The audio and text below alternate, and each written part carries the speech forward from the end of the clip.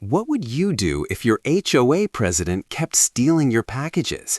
I didn't just catch her, I made sure she'd never forget it. This is the story of how Karen went from neighborhood queen to glitter-covered villain, and how one trap turned her pride into public humiliation. I had been waiting all week for my brand new sneakers to arrive. They weren't just any sneakers. They were the kind I'd been saving up for. Limited edition, slick design, the type of shoes that turn heads the second you step outside. Delivery day finally came, and like usual, I was stuck at work. No big deal, I thought. Packages always got dropped neatly at my porch, sometimes tucked to the side, but always there when I got home. I kept refreshing my phone like a kid waiting for Christmas. And sure enough, I got the delivery notification. Package delivered at your front door. Relief washed over me. But the moment I pulled into my driveway later that day, something felt off. My porch looked too clean, too empty. I hurried up the steps, expecting maybe the box was hidden behind the chair or tucked near the mat. Nothing. I searched around, checked the bushes, even looked over the fence. Not a trace. My sneakers were gone. I felt the blood rush to my face. Someone had swiped my package right off my doorstep. Frustration turned into anger as I called the delivery company, hoping they'd at least help me track it down. They confirmed exactly what I already knew. The package was delivered and left safely on my porch. Their driver had even sent proof, a timestamp and a photo of my sneakers sitting proudly on my porch. The company basically washed their hands clean of it and left me with nothing but a fake smile and a sorry for the inconvenience. That's when it hit me. I wasn't dealing with some random porch pirate roaming the neighborhood. This had to be someone nearby, someone watching, someone who knew when I wasn't home. The thought made my stomach twist. After losing those sneakers, I told myself it was a one-time thing. Maybe someone passing by saw the package and couldn't resist. But weeks later, my nephew's birthday came up, and I decided to order him a set of toys he'd been begging for. Bright, colorful action figures. Nothing too expensive, but special enough that I wanted him to have them on time. Delivery day was almost identical to the last time. I was at work, refreshing my phone during breaks, and then came the familiar notification, package delivered at your front door. A small knot formed in my stomach, but I brushed it off. Lightning couldn't strike twice, right? Wrong. When I got home, my porch was bare again. Not even a scrap of tape or cardboard left behind. My stomach dropped. That's when I knew this wasn't random. It was deliberate. Someone was watching me, waiting for my orders. 2 days later, I decided enough was enough. If there was anyone who could help me, it was the HOA president, Karen. She was always boasting about keeping the neighborhood safe and orderly, constantly patrolling and bossing people around at meetings. Maybe for once her meddling could serve a purpose. So I walked over to her house, knocked on the door, and was greeted by Karen herself, wearing that permanent frown that made her look like she'd smelled something rotten. I explained my situation, told her about both missing packages, and asked if the HOA could review cameras or send out some notice about theft. She nodded like she cared, though her eyes darted around as if she had somewhere better to be. Then, as if fate wanted to taunt me, her teenage son came strolling into the living room mid-conversation, and my jaw nearly hit the floor. On his feet were my sneakers. My chest tightened, but I forced myself to stay calm. I couldn't just accuse them outright, not without proof. If I was wrong, I'd look like a fool. But deep down, I knew I was staring at the thief's family. I couldn't storm into Karen's house and start pointing fingers. No, this had to be done right. So I went back to square one and did what I should have done from the beginning. Installed cameras. Not the bulky, obvious kind, tiny, almost invisible ones I picked up online. I mounted them around my porch, tucked under the trim, and disguised near the plants.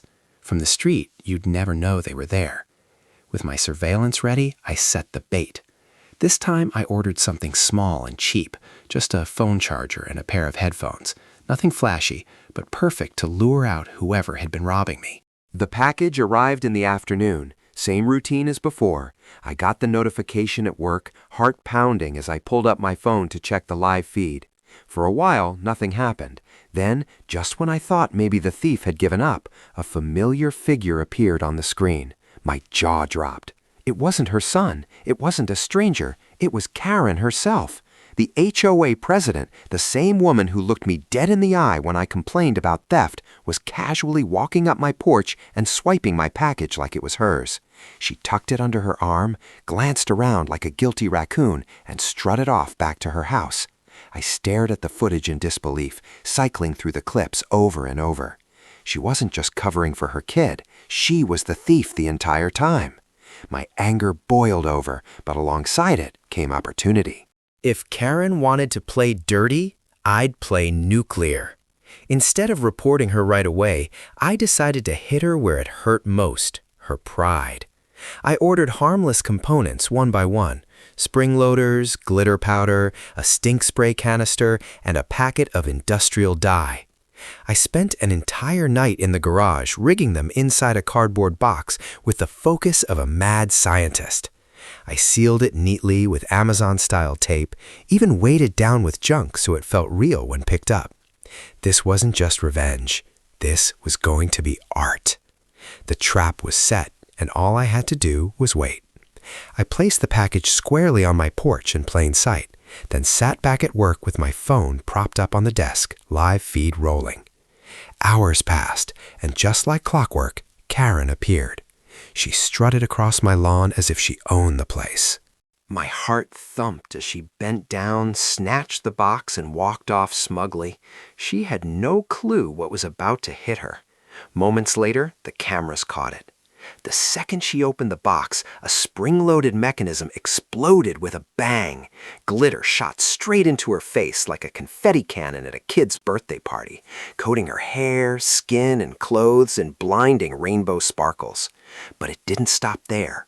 A burst of industrial stink spray followed, filling the air with the foulest odor imaginable, like rotten eggs soaked in vinegar. Then came the dye, a bright neon green liquid that splattered across her cheeks and stained her hands. She staggered back, shrieking and waving her arms, looking less like an HOA president and more like a deranged cartoon villain. I laughed so hard at my desk I nearly fell out of my chair, but I wasn't done. I rushed home, eager to witness the aftermath in person. By the time I pulled up, half the neighborhood had gathered outside, phones out, recording Karen as she screamed and tried to scrub her face with a garden hose. The dye wasn't budging.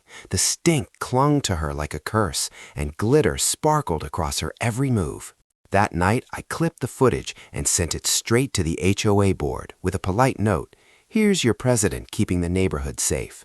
By the next meeting, she was cornered. Every board member had seen the video, and she couldn't squirm out of it. Not only was she forced to pay me double the value of every stolen package, but she was also stripped permanently of her HOA presidency. And the best part? Even during the meeting, weeks later, the dye stain still hadn't fully washed off. Karen thought she could steal from me and get away with it. Instead, she became the neighborhood's glitter-covered cautionary tale. Justice wasn't just served, it was sprayed, splattered, and sparkled across her pride. My packages are safe now, and Karen's reputation is ruined forever. Sometimes the best revenge isn't quiet, it's loud, messy, and unforgettable. So, what do you think? Did she get what she deserved?